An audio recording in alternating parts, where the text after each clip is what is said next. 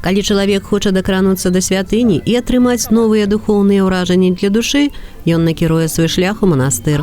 Калі хто з сучаснікаў хоча настроіцца на паэтычную хвалю, ён абавязкова пабывае ў Вязанцы на малой радзіме Купалы на пачатку ліпеня і ў Ракуцёўшчыне толькі ўжо напрыканцы гэтага месяца.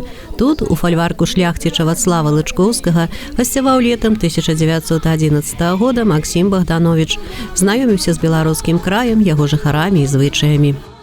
Кожны год мы ладзім тут мерапрыемства, якое дапамагае нам яшчэ раз успомніць аб тых сынах беларускай зямлі, якія яе праслаўлялі і праслаўляюць і будуць праслаўляць.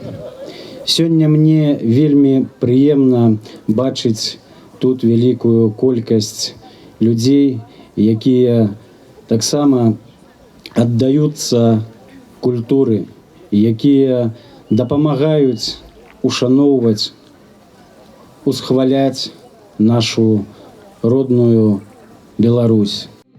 Летні адпачынак у Ракуцёўшчыне Максіма Богдановича літаратурныя крытыкі праз дзесяткі і нават сотні год будуць параўноўваць з болдзінскай восенню Пушкіна.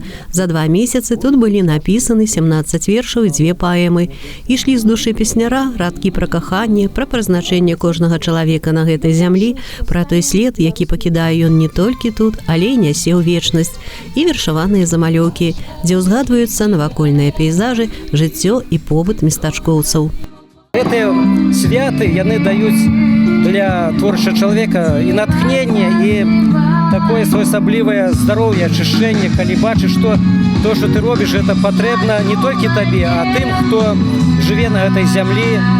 І радуе, што заўсёды сонечнае надвор'е, і людзі прыходзяць з разуменнем таго, куды яны прыйшлі.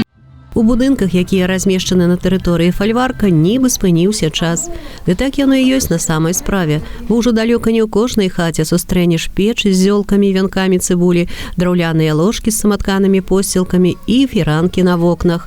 Больш за 100 год прайшло, як гасцяваў тут малады паэт, але прыязджаюць сюды артысты, літаратары, масцітыя і пачынаючыя, дзеці і настаўнікі, каб адчуць, хто раздолле беларускага лета, хто мілагучнасць роднага слова, а хто подых часоў мінулых. Калі я прыехала сюды, я адчуваю неяк, калі можна так сказаць, яго прысутнасць тут. І пакуль гэта ўсё праводзіцца, пакуль збіраюцца людзі, пакуль яны гавораць тут па-беларуску, чытаюць яго вершы Богдановича, пакуль чытаюць вершы прысвечаныя яму, ён будзе жывы, ён будзе з намі заўсёды. Не толькі на гэтых партрэтах, не толькі ў кнігах, але галоўнае, каб ён у сэрцы быў у нашым. У маім ён дакладна ёсць.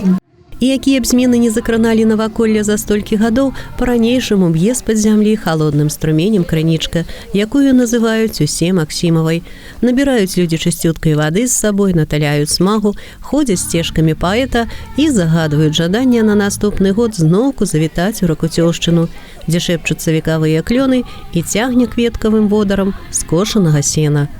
Алла Маркелова, Ольга Трубач, Алексей Андраеўскі, МКТБ.